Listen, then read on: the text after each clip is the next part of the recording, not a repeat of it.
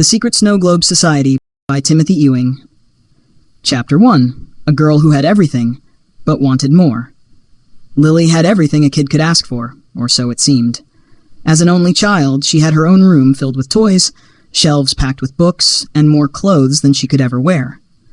Her parents, Margaret and Tom, loved her dearly and often gave her whatever she wanted. If Lily wanted a new doll, she got it. If she asked for the latest gadget, her parents made it happen. They worked long hours, often feeling guilty about not spending enough time with her, so they made up for it with gifts. But no matter how much they gave her, it was never enough. As Christmas approached, Lily's complaints grew louder. "Why do we have the same boring tree as last year?" she whined, crossing her arms. Her mother sighed. "Lily, the tree is beautiful. It doesn't need to be new every year." "But everyone else has better decorations," Lily argued. "And I want more presents this year, too."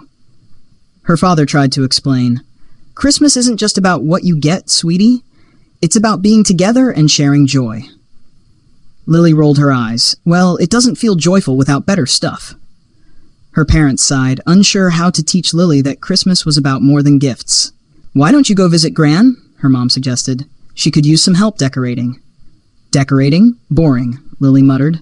"You'll enjoy it," her dad added. "Besides, Gran always bakes cookies." Reluctantly, Lily agreed. She didn't mind visiting Gran.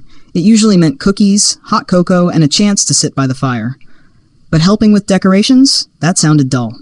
Chapter 2. A Trip to Gran's House. Lily's grandmother, whom she called Gran, lived in an old, cozy house on the edge of town. Unlike Lily's parents, Gran believed in teaching lessons through experiences rather than gifts.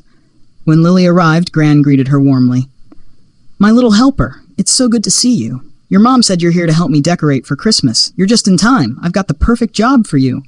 Head up to the attic and grab the Christmas decorations, and I'll show you where to start when you get back." Lily put on a fake smile and quickly ran up the creaky stairs to the attic, just as her Gran had asked. Lily pushed open the creaky attic door, wrinkling her nose at the smell of dust and old wood. Sunlight filtered through a small, round window, casting beams of light onto the cluttered space. The attic was filled with old trunks and dusty boxes. As Lily rifled through them, she found stacks of yellowed books, faded photographs in cracked frames, and boxes bursting with holiday decorations from decades past. She sighed, thinking how boring it was going to be sorting through all this junk. But as she wandered deeper into the attic, her curiosity began to get the better of her.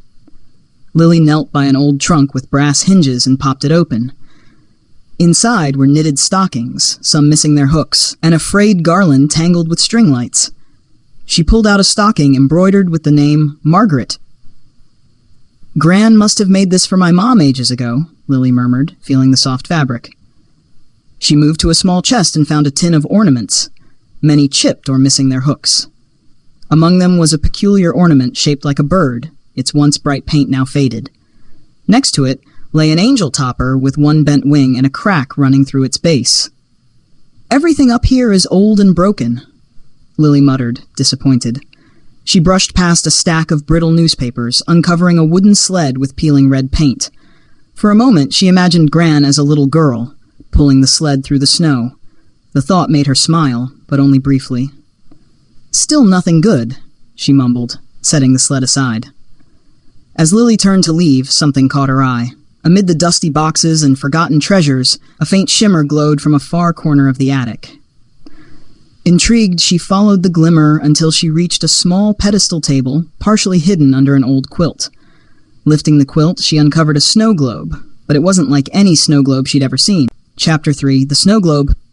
Lily brought the snow globe closer to her face to get a better look at it. It wasn't flashy or colorful like the ones in stores.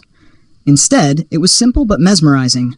A delicate glass dome on top of a wooden base, with intricate carvings etched around the edges.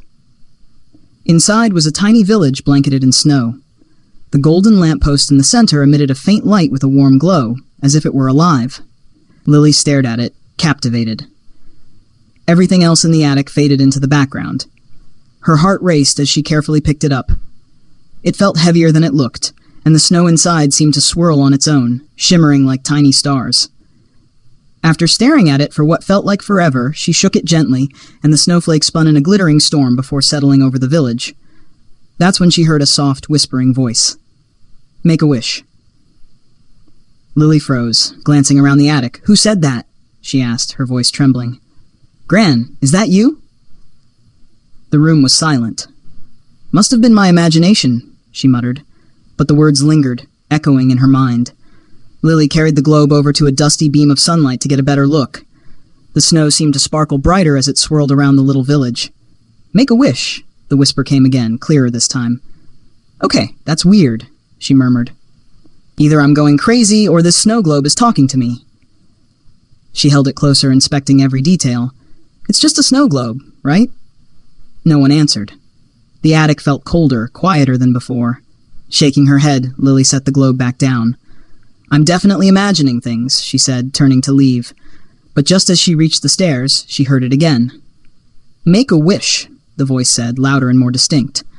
Something tugged at her curiosity, pulling her back to the snow globe. As she leaned over it, she gasped. A tiny boy, no taller than her pinky finger, stood in the center of the village, next to the golden lamppost. His clothes were old-fashioned, like something out of a storybook, and he wore a scarf that fluttered in the snow. He looked up at her through the glass and smiled. "Make a wish," he said softly, his voice clear and real. Lily stumbled back, her heart pounding. "This can't be happening," she whispered, blinking hard.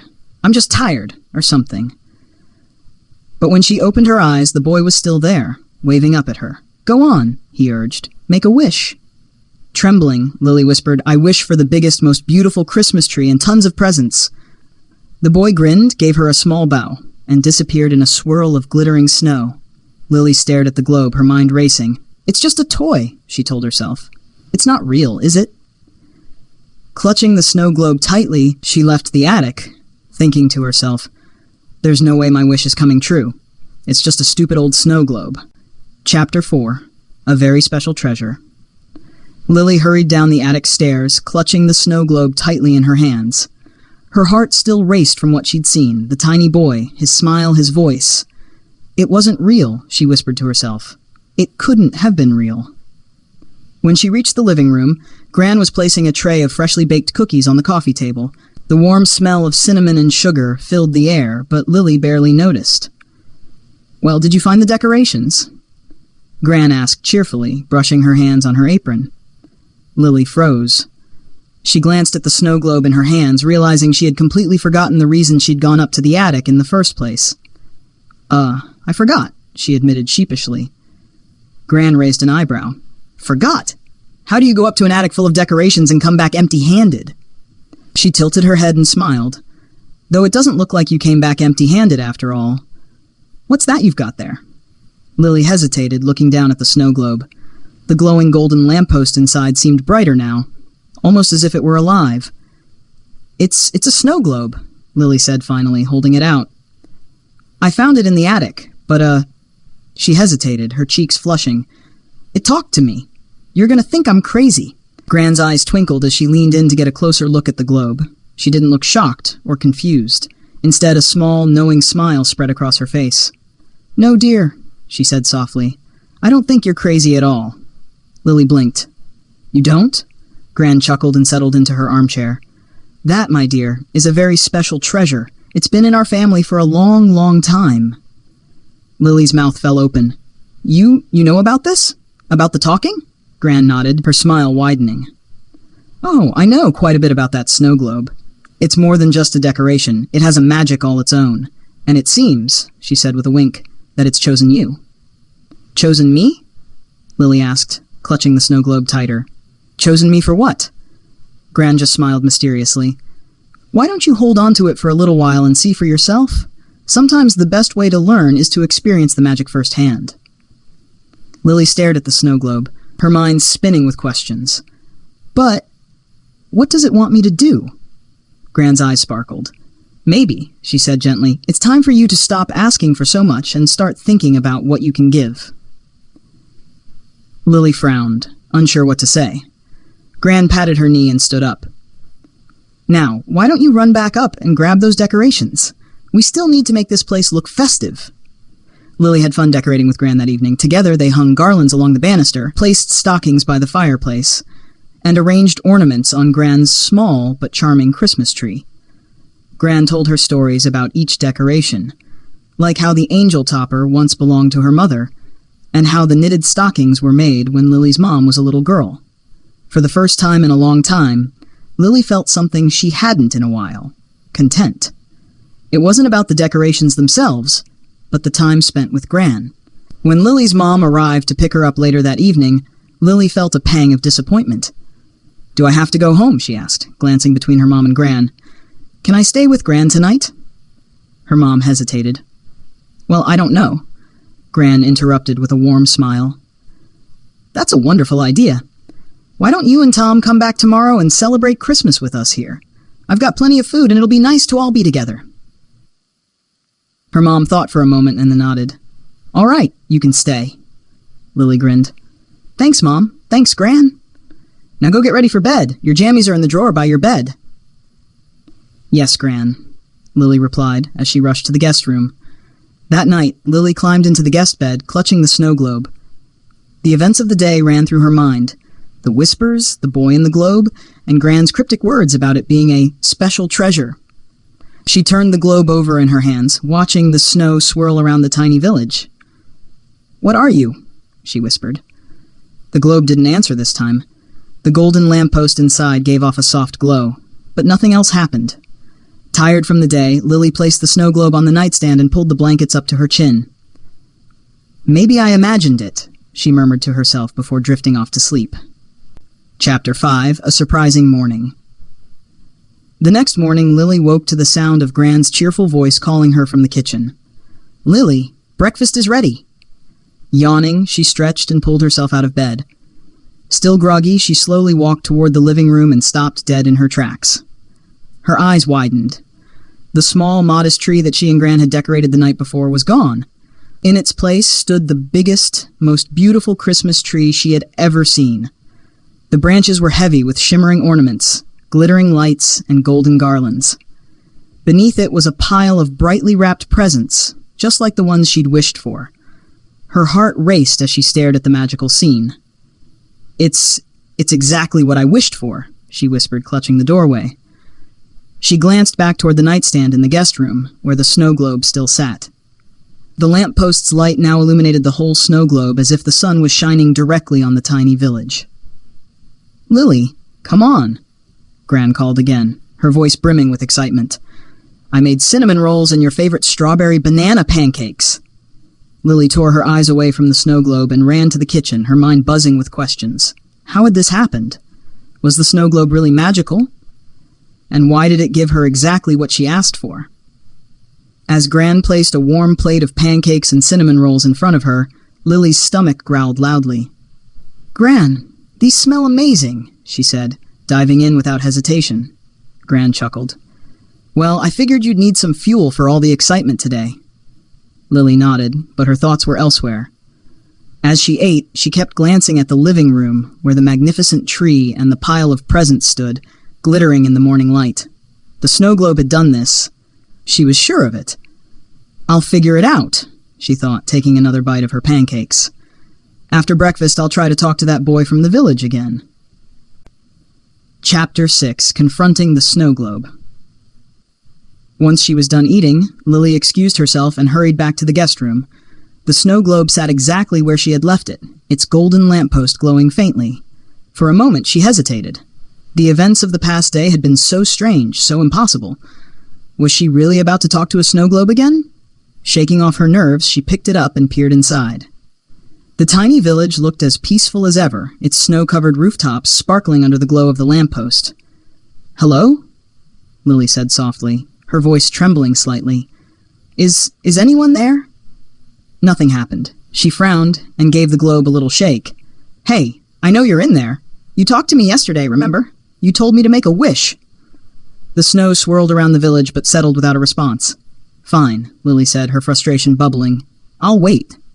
She sat cross-legged on the bed, holding the globe in her hands. Just when she was about to give up, the golden lamppost flickered. Then the light from the snow globe grew brighter and brighter. The whisper returned. loud and clear this time. "Come closer." Lily leaned in, and before she could react, she found herself magically getting smaller, and all of a sudden she was standing in the bustling winter village. Children ran about, carrying packages, blankets, and food. The boy she saw the day before was standing next to her with a warm smile. "Welcome to the secret Snow Globe Society," he said. "My name's Jack, and this is where the magic happens."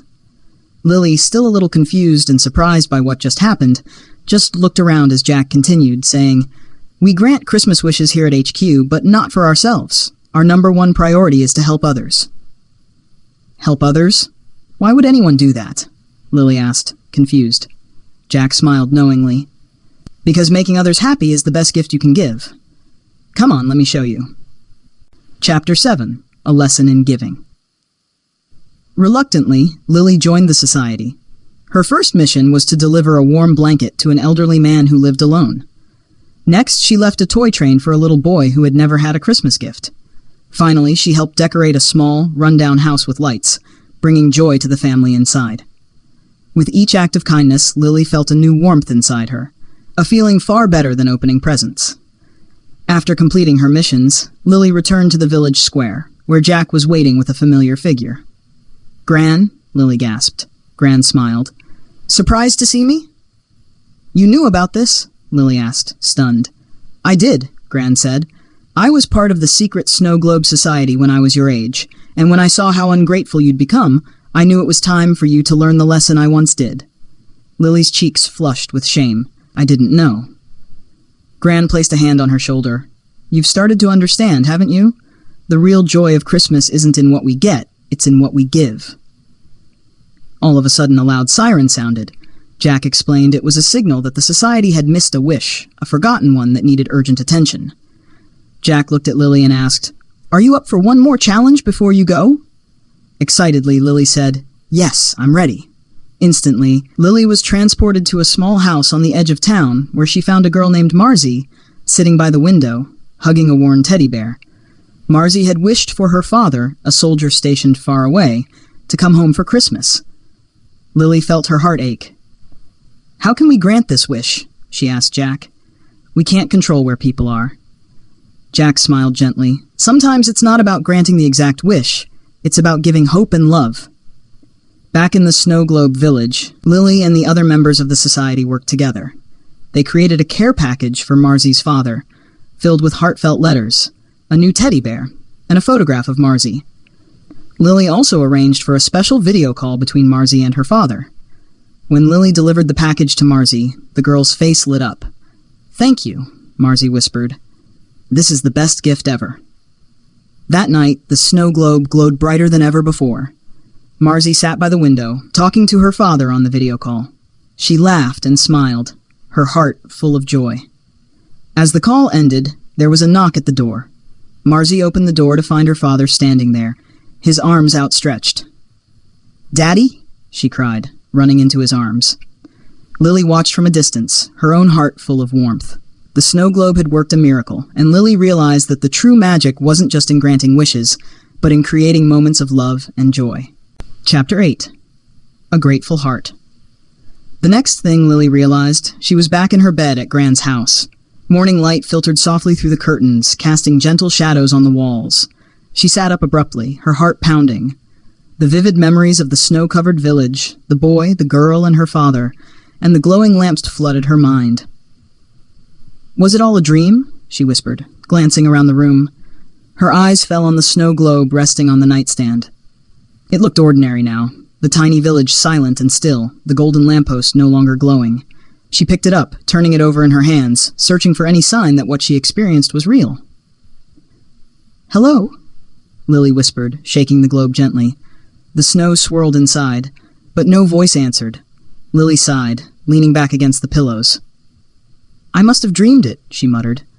"There's no way that was real." But as she set the globe down, something caught her eye. A fine dusting of snowflakes on the hem of her pajama pants. She touched them, expecting them to melt away, but they didn't feel cold. They glimmered softly in the light before disappearing into her fingers. Her eyes widened. That wasn't there before. Her mind raced as she tried to piece it together. If it had been a dream, How could she explain the snow? And how could she explain the feelings that lingered, the warmth of helping others, the excitement of walking through the magical village? As Lily ventured back into the living room, everything looked different. The magnificent tree still stood tall, glittering with golden garlands and shimmering lights, but it didn't feel as important anymore. The sparkle wasn't in its size or grandeur, but in the memory of decorating it with Gran, laughing together and hearing stories of Christmases past. She glanced at the pile of presents beneath the tree. The excitement she'd felt about them yesterday was gone. Instead, her heart felt full in a different way, one she couldn't quite explain but knew she never wanted to lose. Gran stood by the fireplace, her hands folded over her apron, and greeted her with a warm smile. "Merry Christmas, Lily." "Merry Christmas, Gran," Lily replied, her voice soft with emotion. Just as the words left her mouth, the front door burst open, and her parents, Margaret and Tom, stepped in, their faces glowing with happiness. "Merry Christmas!" they yelled, carrying bags of treats and gifts. Lily ran to hug them, and for the first time in what felt like forever, she wasn't thinking about what she would get. She was just happy to be with her family. Chapter 9. The True Meaning of Christmas. Lily stood in front of the tree, staring at the neatly wrapped gifts. She turned to her parents. "Mom, Dad," she began hesitantly, "I was thinking, there are kids out there who don't have much. Can we give some of these presents away?" Her mother blinked in surprise, and her father raised an eyebrow. "Are you sure?" he asked. Lily nodded firmly. "Yes, I want them to have a Christmas like this, one filled with love and happiness." Her parents exchanged glances, their faces softening with pride. "Of course," her mom said, kneeling down to hug her. "We'll do it together." Gran beamed. "I think that's a marvelous idea." The family spent the morning gathering gifts to deliver to the local shelter. Lily carefully selected some of her favorite toys, the ones she'd once been unwilling to share, and wrapped them with Gran's help. Later, they baked cookies, the house filling with the comforting aroma of chocolate, and delivered them to neighbors and families in need. When they returned home, tired but happy, Lily sat with her parents by the fire. Her mom placed a hand on Lily's shoulder. "You've changed, Lily," she said softly, her voice filled with pride. "This has been the best Christmas I can remember." Her dad nodded. "You reminded us what Christmas is really about." Lily smiled, her heart swelling. "I just finally get it."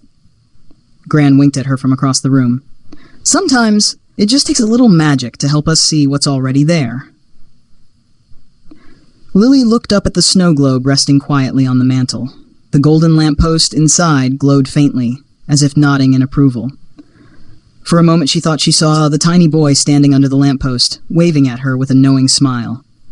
"Thank you," she whispered, her voice barely audible.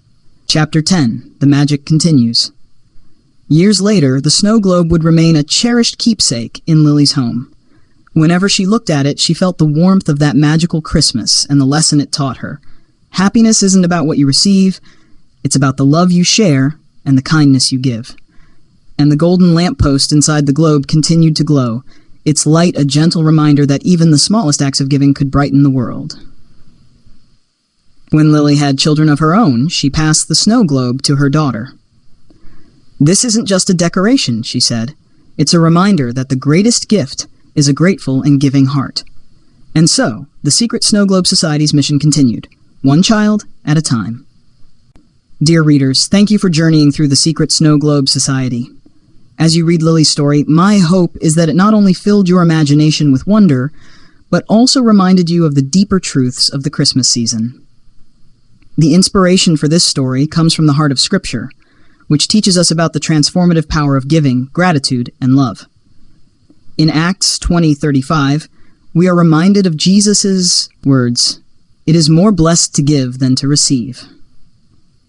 This simple yet profound truth lies at the heart of Lily's journey. She begins as a girl focused on what she can gain, but through her experiences, she discovers the joy that comes from selflessness and sharing. The snow globe in this story serves as a symbol of God's grace, a light that guides us to act with compassion and kindness. Like the lamppost in the snow globe, God's word is a lamp unto our feet and a light unto our path. Psalm 119 or 105. It illuminates our way, showing us how to bring hope and joy to others through even the smallest acts of kindness. When Lily learns to think of others first, she mirrors the heart of Christ, who gave everything so we might have life. In Philippians 2, verse 3-4, we're encouraged to do nothing from selfish ambition or conceit, but in humility count others more significant than yourselves. Let each of you look not only to his own interests, but also to the interests of others. This kind of love transforms hearts, both the givers and the receivers. As you reflect on Lily's story, I invite you to think about the snow globe moments in your own life. Where can you bring joy, hope, and light to someone who might be struggling this season? Sometimes, the greatest gift we can offer is simply our time, our prayers, or a loving gesture that points to the goodness of God. I also hope this story reminds you of the greatest gift we've ever been given, the birth of Jesus Christ. His arrival wasn't wrapped in glittering paper or placed under a tree, but it brought light to a dark world and hope that never fades. In him, we find the ultimate example of giving and love. As you close this book, may you carry its message in your heart. Let us all be part of something greater, a movement of kindness and love that reflects the true meaning of Christmas, and may the light of Christ shine through your life just as it did for Lily. With gratitude and blessings, Timothy Ewing. Matthew 5:16, let your light shine before others, that they may see your good deeds and glorify your Father in heaven.